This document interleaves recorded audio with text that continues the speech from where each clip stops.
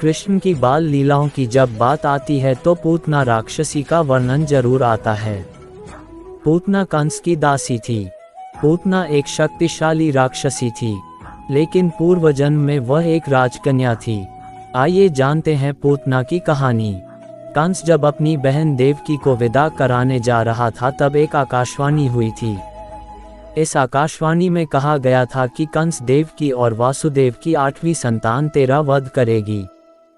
कंस इस आकाशवाणी को सुनकर बुरी तरह से भयभीत हो गया और देवकी और वासुदेव को कारागार में कैद कर दिया। कंस ने दोनों को इस शर्त पर जीवित रखा कि जो भी संतान होगी उसे वे कंस को सौंप देंगे ताकि वो उसको मार सके। वासुदेव और देवकी ने ऐसा ही किया। जब भगवान विष्णु ने कृष्ण के रूप में 8वां अवतार लिया तो उन्होंने वासुदेव जी से कहा कि वे उन्हें वृंदावन में नंद बाबा के यहाँ छोड़ आएं और उनके यहाँ जो कन्या जन्मी है उसे लाकर कंस को सौंप दें। वासुदेव ने ऐसा ही किया। कंस ने जब इस कन्या को मारने के लिए हाथों को उठाया तो कन्या गायब हो गई। तभी पुनः आकाशवाणी हुई कि जिसे वह मारना चाहता है वो तो गोकुल पहुंच चुका है। भगवान श्री कृष्ण का जन्म भाद्रपद मास की कृष्ण पक्ष की अष्टमी तिथि और रोहिणी नक्षत्र में रात्रि 12 बजे हुआ था। कंस को मारने वाला वृंदावन पहुंच चुका है। इस बात से वह इतना भयभीत हो गया कि उसने भाद्रपद मास की कृष्ण पक्ष की अष्टमी के दिन जन्म लेने वाले सभी बच्चों को मारने के लिए पूतना को वृंदावन भेजा। पूतना पिछले जन्म में राजा बलि की पुत्री थी जो एक राजकन्या थी। पिछले जन्म में पूतना का नाम रत्नमला था। एक कथा के अनुसार एक दिन राजा बलि के यहाँ एक वामन पाधरे। भगवान वामन की सुंदर और मनमोहक छवि देखकर रत्नमला के मन में ममत्व जाग उठा।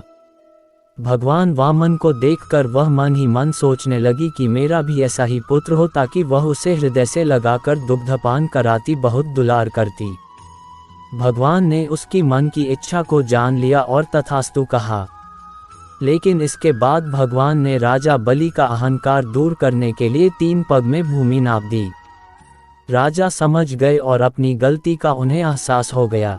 राजा ने वामन देव से क्षमा मांगी, लेकिन इस घटना को रत्नमला दूर से देख रही थीं।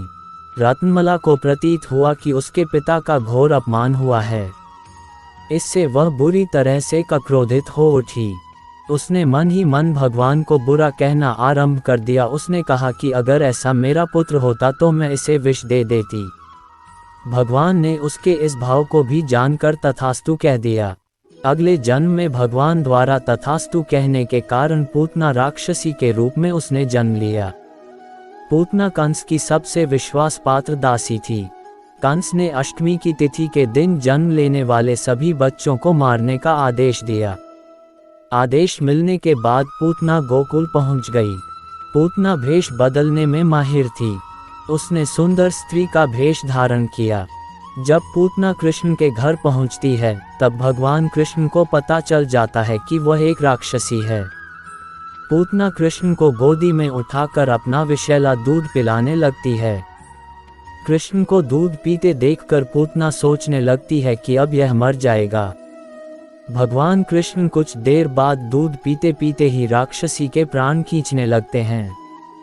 दर्द के कारण राक्षसी पूतना कृष्ण को आसमान की ओर लेकर उड़ जाती है और पास के जंगल में कान्हा सहित गिर जाती है।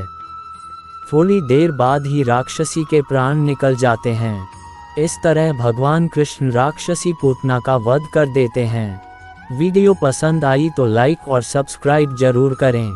जय श्री कृष्ण।